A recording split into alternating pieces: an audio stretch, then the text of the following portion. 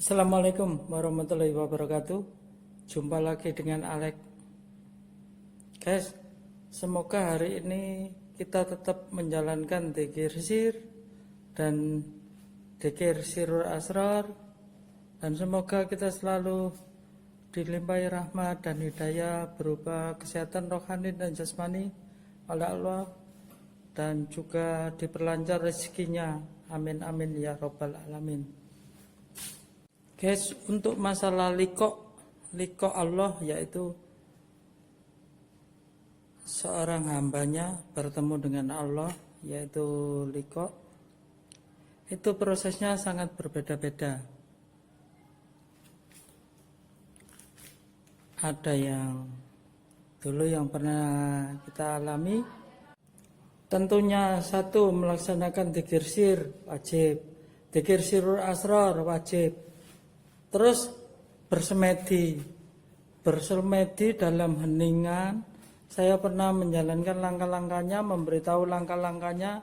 Setelah bersemedi, baru kalian akan menemukan yaitu titik nol, titik kosong atau suwung. Itu belum dikatakan bertemu sama Allah atau liko. Belum guys, jangan salah kaprah. Setelah kalian melaksanakan itu, kalian akan bertemu yang namanya dunia ini putih. Putih, lebih putih dan lebih jernih. Seperti putihnya kalian memandang matahari langit di atas itu, masih lebih bersinar lagi. Tapi anehnya, dalam kondisi hawa dingin guys. Di situ. Itu adalah suasana atau aura atau lingkungan gaib seperti itu. Setelah itu kalian baru akan menemukan dirimu sendiri guys, bukan yang lain, dirimu sendiri. Dan di sini ada cobaan guys, banyak sekali. Ini namanya di sini ini namanya mukasafa kalau saya dulu. Satu tingkat sebelum mutajali, yaitu mukasafa.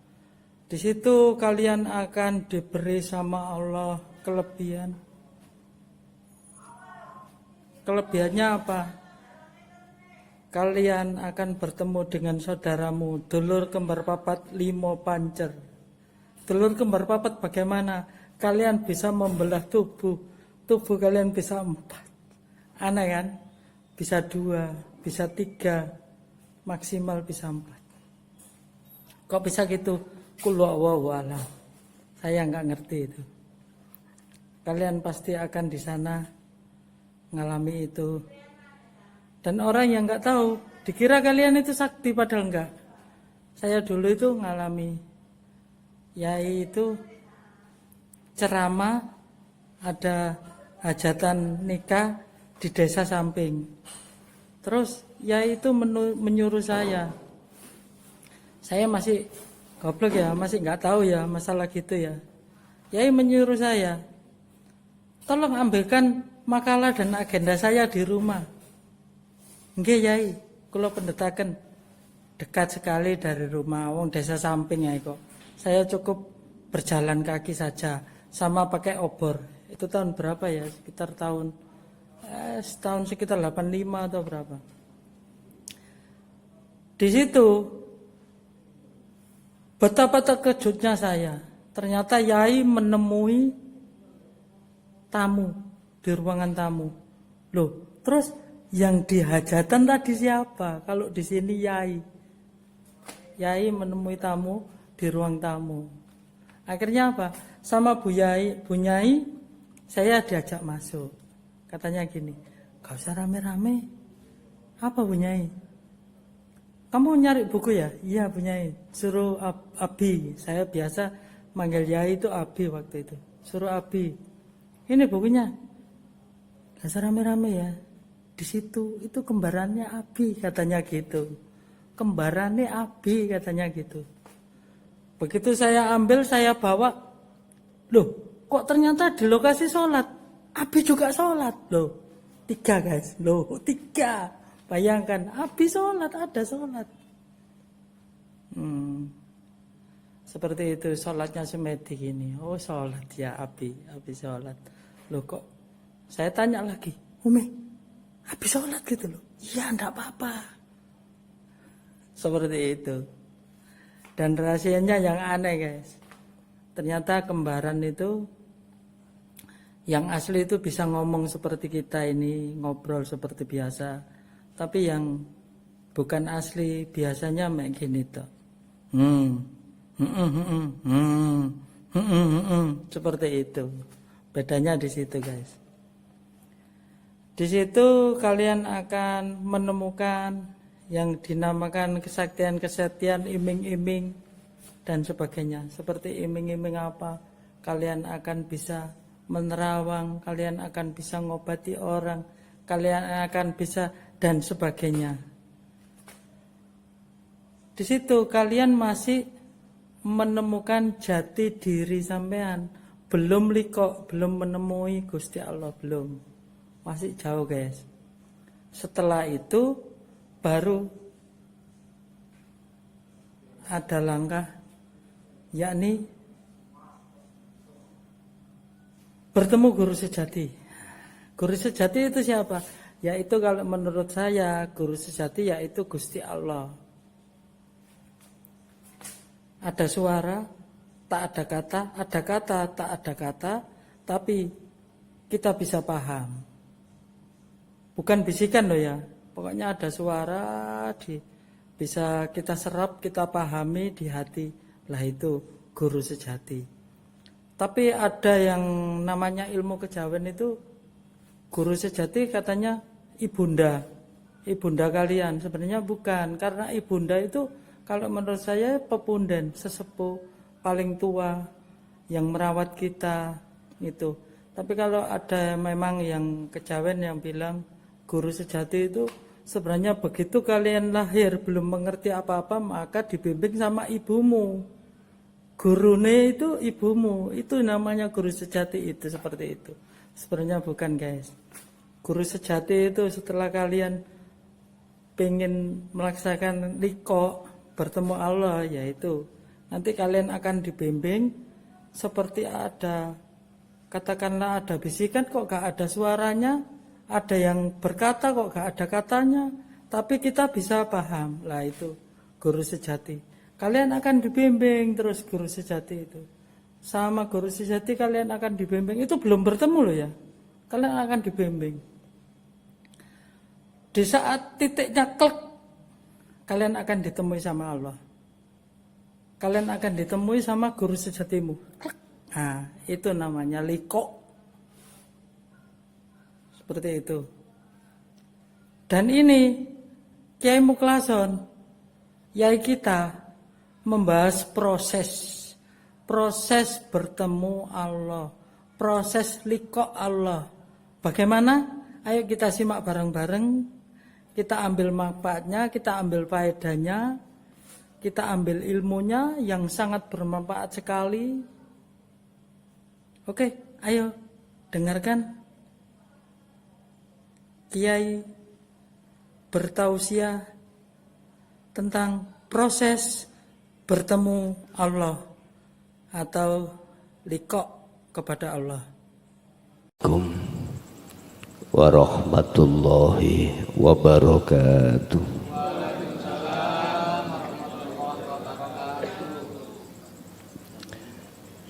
Bismillahirrahmanirrahim. Alhamdulillahilladzi anzalal kitaba bil haqqi basiran wa nadhira li futuhi qulubil mu'minina wal mu'minat wal muslimina wal muslimat fi qaryati dusun belahan desa Randubangu Kecamatan Mojosari Kabupaten Mojokerto. Asyhadu an la ilaha illallah wa asyhadu anna Muhammadan abduhu wa rasuluh. Allahumma salli wa sallim ala sayyidina wa maulana Muhammadin wa ala alihi wa ashabihi ajma'in. Amma ba'du, hadratil kiram dumateng para kiai, para ulama, sesepuh, bini sepuh, tokoh masyarakat, tokoh agama khususnya dusun belahan, semua tamu undangan, wabil khusus Sohibul Bait Bapak Mukhlason sekeluarga, kemanten kekalih kulluhum ajmain rahimakumullah, amin ya rabbal alamin. Pun tepang kula, pun sumerap kula Pak nggih. Kula niki senes kiai tapi mantan narapidana. Kula niki senes kiai tapi mantan narapidana. Mboten percados. Tahun 2010 Mojokerto geger nika. Pas pilbub nika nggih kobongan nggih raiku kula niki. Raine nggih kula niki pelakune. Kenging 3 tahun, alhamdulillah. Wis kula pikir mondoke kurang suwe ngoten mawon. Akhire diondokno nang LP Mojokerto ngoten. Pun mboten napa-napa, iku proses kehidupan. Minta operator untuk salon monitor dibesarkan sedikit. Untuk monitor, salon monitor untuk dikeraskan sedikit.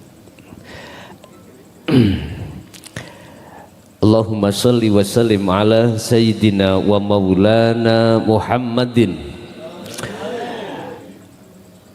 Untuk malam hari ini kami akan memberikan satu materi yang berkenaan dengan surah Ali Imran ayat 31. Surat Ali Imran ayat 31. Pilih betul HP, dibuka ning Google, ayo ngaji bareng ning kono. Dengan tema mengapa laki dan perempuan sebelum qabiltu nikahaha, jangankan dituhul, jangankan dijima, jangankan dikumpuli, melihat tanpa muhrim hukumnya haram. Paham nggih? Mengapa? Terus mengapa? Hanya karena qabiltu nikahaha wa tazwijaha bil mahril malkur, kok ya sembarang ukurane ganjaran. Nyium keninge tok berapapun, ngerabak menisor tambah maneh 10 derajat, apalagi gelem ngumpuli padha karo suwengi mateni wong kafir 1000 lah. Apa sebab? Ini yang kita kaji. A'udzubillahi minasyaitonirrajim. Bismillahirrahmanirrahim. Kul, katakan Muhammad, in kuntum tuhibbunallaha fattabi'uni. Jikalau umatmu cintanya ingin diterima oleh Allah, dijadikan sebagai kekasih, fattabi'uni, maka ikuti aku, kata Rasulullah. Ingkang dawuh itu Allah, nggih, Kanjeng Nabi namung neroake. Yang dawuh itu Allah, Kanjeng Nabi hanya menirukan apa yang didawuhkan Allah tadi di dalam surah Ali Imran ayat 31. Ikuti saya, kata Rasul.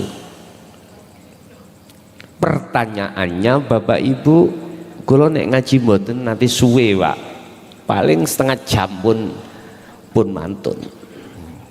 Pun mantun setengah jam. Sing suwe niku ana takon. Masalah biasa kula niku nek mantun ngaji mesti kula buka tanya jawab. Masalahnya nggak mungkin lah Pak sedaya paham, dene ana sing gak paham saged takon lho ngaten. Pun.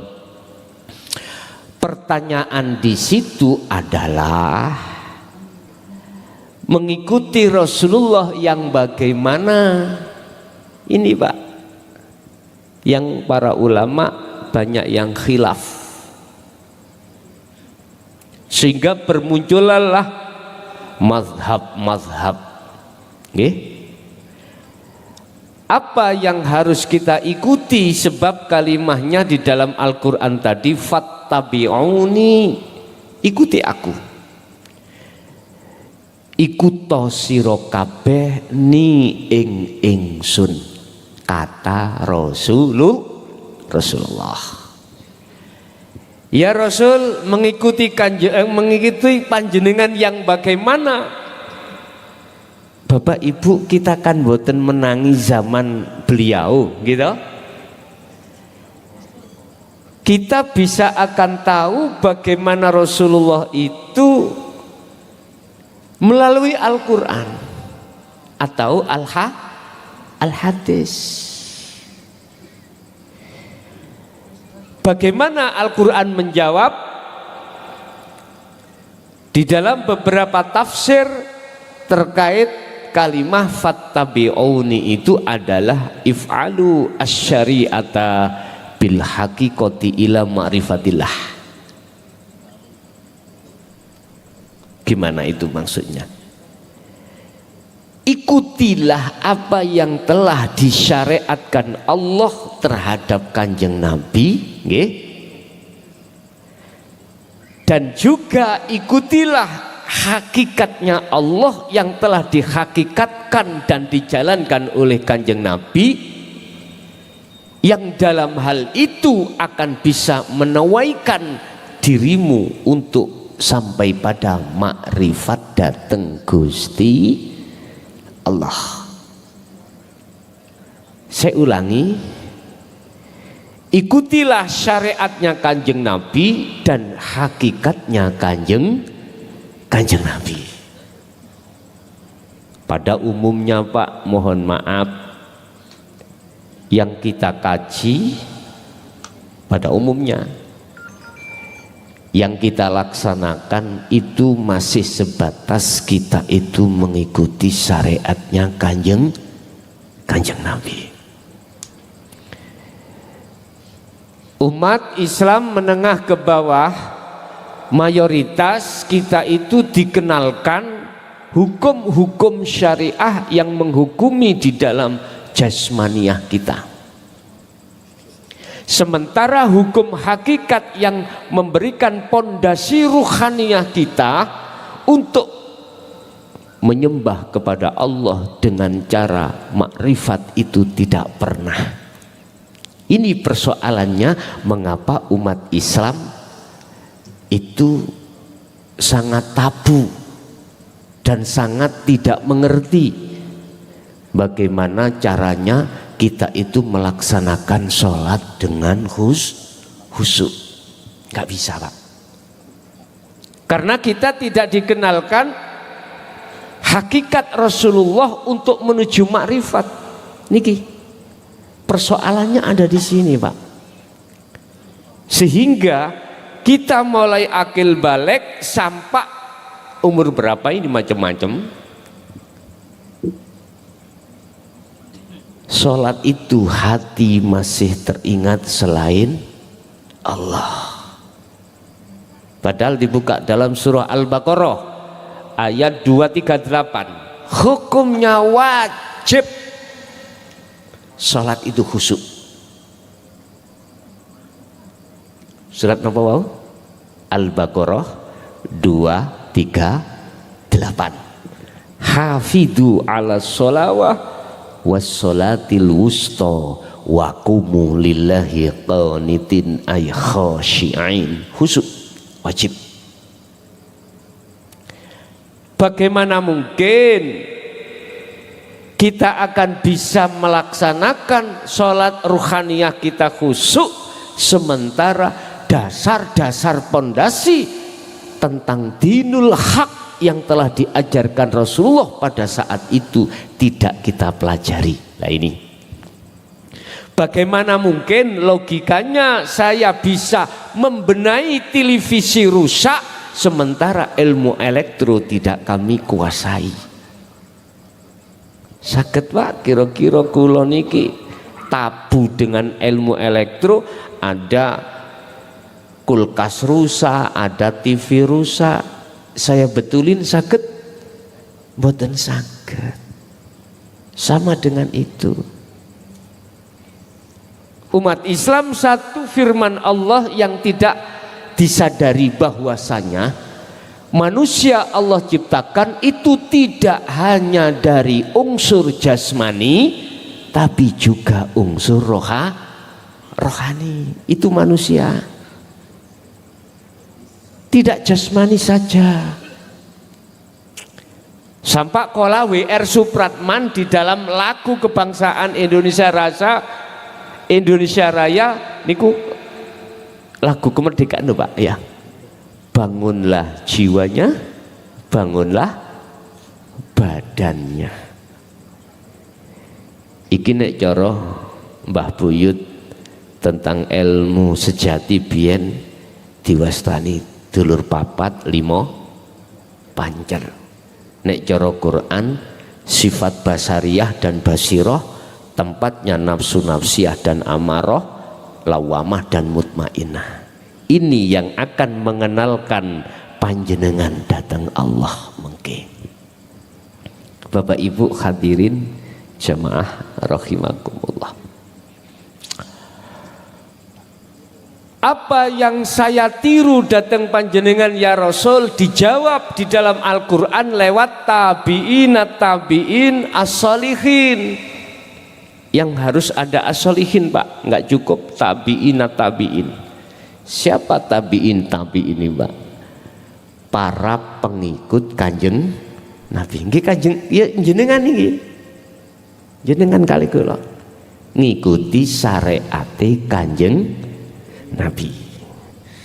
Tapi as-solihin ini Pak, yang coro kita itu kebanyakan umat Islam itu belum mencapai as-solihin. Bahasa Islam sudah, bahasa iman sudah, tapi kari satu bahasa ihsan. Anta budallaha ka'annaka taroh. Ketika kau sholat, ketika kau menyembah, seakan-akan kau bisa melihat Allah. Niku lho tarkib definisi daripada khusyuk. Fa illam takun taroh, kalau kau tidak bisa melihat Allah, maka seakan-akan kau selalu dilihat Allah. Jadi iman di dalam ruhaniyah sampan itu harus dibangunkan untuk selalu merasa yakin bahwasannya kita setiap saat dan waktu dimonitor oleh Allah. Sesungguhnya memang begitu Pak, kita itu tidak lepas dari pelayanan Allah. Coba kita berdiri sholat, kalau tidak didirikan Allah bisa berdiri sendiri kita? Nggak bisa. Rukuk, kalau tidak dirukukkan Allah bisa? Sujud, duduk, bahkan salam.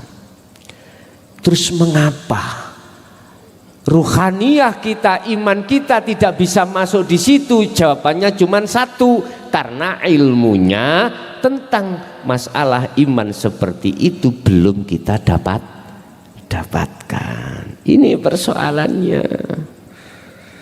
Akhirnya ketika jenengan kali kula takbiratul ihram Allahu Akbar, kunci melebu, wedhus melebu, sawah melebu.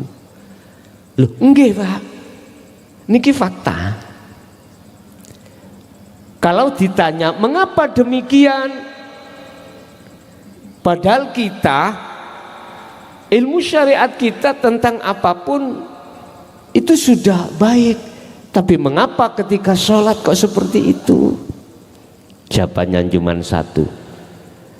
Karena sifat basariyah, basiroh di dalam diri ruhaniyah kita itu tidur. Mengapa tidur? Diuru-uru oleh hawa nafsu. Dengan apa nafsu menguru-uru kita, meninik bubukkan kita? Dengan apa nafsu meninik bubukkan kita? Wa zuyyina linnasi hubbus syahawah. Itu tadi, dengan perkara-perkara yang ada kaitannya dengan kesenangan dunia. Allah ya karim, kula mriki wau boten duweni tujuan apa-apa Bapak Ibu. Cuman saya memberikan satu nasihat, satu ayat mawon. Apa nasihatnya? Wa mangkana fi hadhihi a'ma fahuwa fil akhirati a'ma wa adhallu sabila. Sallu ala Nabi Muhammad. Barang siapa saat ning dunya ruhani iki dereng clear terhadap Allah, dereng kenal terhadap Allah. Kalau jasmani sudah Pak, tiap hari tiap saat kita patuh dengan hukum syariat. Ruhani belum kenal terhadap Allah, kok ya sudah kita kedahuluan kejemput mati kullu nafsin dha'iqatul maut. Itu disebut hati yang buta, ruhaniyah buta terhadap Allah. Maka di akhirat pun juga begitu. Wa adhallu sabila, dan jalannya lebih gelap lagi ruhaniyah ini. Akibat daripada ruhaniyah kita masih buta terhadap Allah, barometernya mudah. Lihat di sholat mawon. Sholat kita manakala masih teringat selain Allah, itu berarti tetanda hati kita disebut hati yang buta. Apalagi di luar sholat. Ini Pak, terus solusinya bagaimana?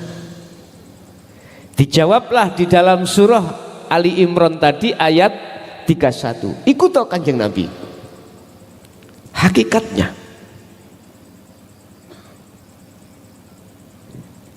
Terus bagaimana kita bisa mendapatkan ilmu untuk mendidik, mendasari ruhaniyah kita sehingga kita bisa mengenal Allah lebih ke dalam? Sebab mohon maaf Bapak Ibu, lewat surah Al-Baqarah ayat 115, walillahil masyriq wal maghrib, semua makhluk mulai jagat timur sampai jagat barat bisanya gerak itu karena digerakkan Allah. Mulut bisa makan karena dimakankan Allah. Kita bisa bekerja karena dipekerjakan Allah. Intinya darah mengalir karena ada yang menggerakkan darah. Napas bisa keluar masuk karena ada yang menggerakkan. Mata bisa melihat, telinga bisa mendengar, semua tidak lepas dari Allah Subhanahu wa ta'ala. Bagaimana kita bisanya mengenal tentang hal itu? Pun kula namung ngekei ringkes mawon. Satu Pak, carilah guru yang khusus berkenaan dengan akhirat. Guru itu hanya mejang terhadap ruhaniyah kita. Bagaimana ruhaniyah bisanya menghadap dengan Allah dengan benar bagaimana? Inni wajjahtu wajhiya lilladzi fataras samawati wal ard. Nanti jenengan akan dikenalkan wujud roh sampean, rupane piye, carane menghadap pada Allah iku piye, nanti akan dibuka di dalam ilmu tasawufnya, dibuka di dalam ilmu tauhidnya, nanti di situ nanti. Itu pertama. Kedua, kalau ilmu itu sudah jenengan terima dari beliau, maka yang ketiga jenengan diperintahkan untuk mencari di manakah Allah itu. Dijawab di dalam surah Al-Hadid ayat 3. Huwal awwalu wal akhiru wadz-dzahiru wal batin. Ternyata Allah iku ya ning jero awak sampean, ning njaba awak sampean. Iki ringkes mawon Pak, nek umpami kula preteli situk-situk tutuk subuh ramari tidak selesai. Hadi sampean kantun mengke madosi piyambak. Terakhir bakal ditutup dengan istiqomah, artinya uzlah khalwat itu harus dilakukan sampai kapanpun. Buka dalam surat Al-Hijr ayat 99. Rasulullah melakukan hal ini, khalwat atau uzlah itu sampai sedo, sampai mati. Dalam surat Al-Ahzab ayat 41-42, ya ayyuhalladzina amanu dzkurullaha dzikron katsiron. Wahai orang-orang yang beriman, ingatlah, sadarlah hatimu bahwasanya semua apa persoalan yang terjadi semata-mata semuanya karena hidup, semua karena Allah. Lakukan hal yang seperti itu yang disebut dzikir, dzikron katsiron, dengan sebanyak-banyaknya. Ini walaupun itu berat, walaupun itu susah, jangan pernah kita putus asa. Bapak Ibu, inilah Pak yang kalau maksud di dalam Islam itu ada tahapan syariat, ada tahapan thariqah, ada tahapan hakikat, ada tahapan makrifat. Syariat itu adalah sebuah sistem ilmu untuk mengatur hukum syariah ini, jasad ini, supaya jasad ini mengikuti kanjeng Nabi. Sholat yang ngono, poso juga begitu, semua sudah ditata. Lah thariqahnya itu mana? Thariqahnya adalah nama sebuah aktivitas. Kita dalam satu hari satu malam 24 jam aktivitas kita banyak Pak. Sholat ikut aktivitas, makan aktivitas, apapun aktivitas itu disebut thariqah. Apa thariqah? Jalan, ya. Karena di dalam setiap aktivitas, percaya dan tidak percaya, pasti di situ Allah tidak akan lepas. Contoh acara ini tanpa Allah bisa terjadi? Nggak akan. Cuman pertanyaannya kita tidak tahu yang gimana sih Allah itu lah gitu toh. Nanti niku urusannya kewajiban guru jenengan, guru akhirat jenengan, guru hakikat jenengan. Lah hakikat itu apa? Ilmu juga, sistem untuk mendidik ruhaniyah. Tadi syariat mendidik jasmani, iki ruhaniyah dididik lewat hukum hakikat ini, sistem. Dengan begitu maka nyatalah makrifatnya Allah dalam dirimu. Mungkin hanya itu Pak ya yang bisa kami sampaikan. Boten saged dangu, karena memang isi ngaji materi yang seperti ini walaupun menurut saya itu sesuatu hal yang amat penting yang harus kami sampaikan di tengah-tengah masyarakat, sekalipun resikonya luar biasa Pak. Saya sudah 23 tahun Pak mendakwahkan, menyerukan tentang ajaran Rasulullah di jalur kanan ini. Apa maksudnya? Di kelengkapan ini, yaitu hakikat untuk bisa sampai makrifat pada Allah. Cuman nggih tantangannya luar biasa. Dulu mulai beliau menjadi ketua MUI, walaupun saudara dengan saya, terus Pak dengan saya namanya saudara gitu. Kalau ketemu berduangan mesti gelut Pak. Tapi gelut ilmu ngoten lho. Mboten gelut fisik, mboten nek gelut fisik cilikane biyen gelek banting-bantingan kali kula. Mboten. Beliau sekarang sudah wafat, ya sudah.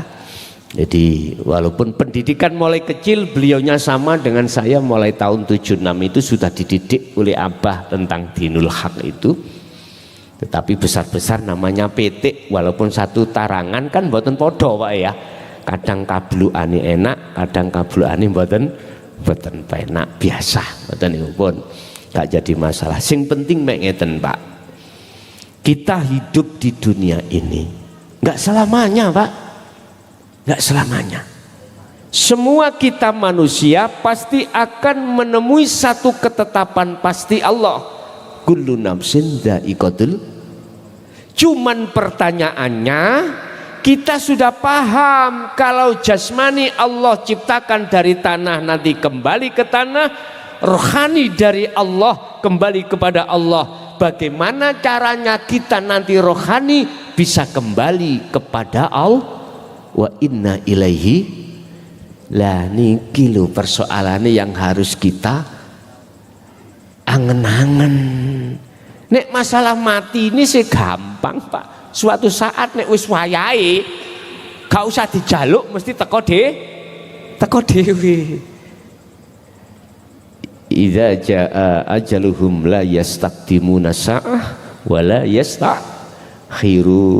Kalau itu sudah datang gak kena dindurno ya gak kena dijokno. Cuman pertanyaannya ruhaniyah kita wa inna ilaihi raji'un, kembali kepada Allah sudah tahu apa enggak? Sebab kita jasmani dikasih Allah mata ainul basyariyah ini untuk melihat sesuatu di depan kita sehingga bisa membedakan mana jalan, mana jurang. Ruhaniyah juga Allah bekali mata yang sering kita sebut mata hati, yang disebut ainul basirah. Nah, mata ini melek nopo merem. Nanti kalau kita kembali pada Allah tertutup atau enggak? Masih ada hijabnya apa enggak mata hati kita? Fi qulubihim maradum fazadahumullahu. Sungguh kalau di dalam hati kita ada satu penyakit atau ruhaniyah matanya tertutup oleh sesuatu, maka tidak akan bisa kita melihat jalan untuk menuju pada Allah. Buktinya kula paham jenengan sakmene kae iku pun ngertos rumahe piyambak-piyambak lah ngoten nggih. Jasmani. Ayo nanti kalau kita pulang semuanya merem. Kira-kira saged dugi griya? Mboten. Sama Pak, rohaniyah juga begitu. Malah lebih ekstrim melih, spektakuler. Rohaniyah berangkat sendiri menuju pada Allah. Tapi manakala ainul basyirah kita, mata hati kita terpejam alias ada sesuatu yang menutupi, akhirnya gelaplah. Jangan sampai kita itu bisa sampai pada Allah. Na'udzubillah. Semoga-moga kita yang hadir Allah kehendaki dimasukkan golongan-golongan yang sebelum meninggal kita sudah dibuka semua hijab hati kita. Allahumma amin. Dan yang terakhir saya berpesan, Bapak Ibu tolong empun sedorin, empun mati dulu sebelum ruhaniyahmu itu sudah bebas dari hal-hal yang menutupi mata hati terhadap Allah. dan atau ojo mati sik nek gak salate wis bisa husuk. Pun saking kula ngoten mawon, muga-muga sithik saged bermanfaat. Sebelum ditutup doa kali Gus Aa, barangkali ada yang perlu ditanyakan terkait napa sing kula sampekno wau. Sebab nek wis mengikuti Kanjeng Nabi dijawab ayatnya yuhibbukumullah, Allah pasti akan menerima cinta sampean. Sebab apa? Sebab panjenengan telah melepaskan cintanya ruh terhadap selain Allah yang sudah bersemayam, kemudian ganti mencintai Allah. Wa yaghfir lakum dzunubakum, kesalahan kita terhadap Allah ruhaniyah diampun oleh Allah, sebab wallahu ghafurur rahim. Nggih, ada yang ditanyakan, Pak? Ada? Cukup? Nggih pun kula nggih ngoten, atas nama pribadi kula namine Mukhlason sami kali Sohibul Hajjah. Sami mukhlason napa sih artine mukhlason itu? Mungkin sampean buka dalam surat Al-Hijr ayat 90 ayat 3839 sampean buka teng mriku. Napa artine mugi-mugi ya sedaya hatine dicucekne Gusti Allah sangka pengaruh hawa nafsu. Lahumul Fatihah.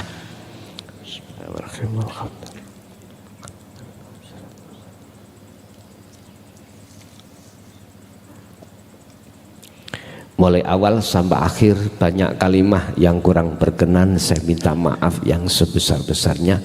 Hadanallah wa iyyakum wal afa minkum. Assalamualaikum warahmatullahi wabarakatuh.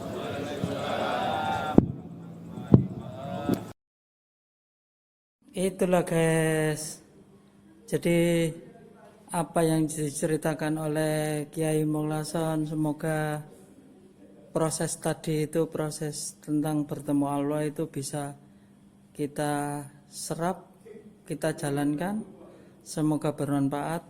Dan saya akhiri, wassalamualaikum warahmatullahi wabarakatuh.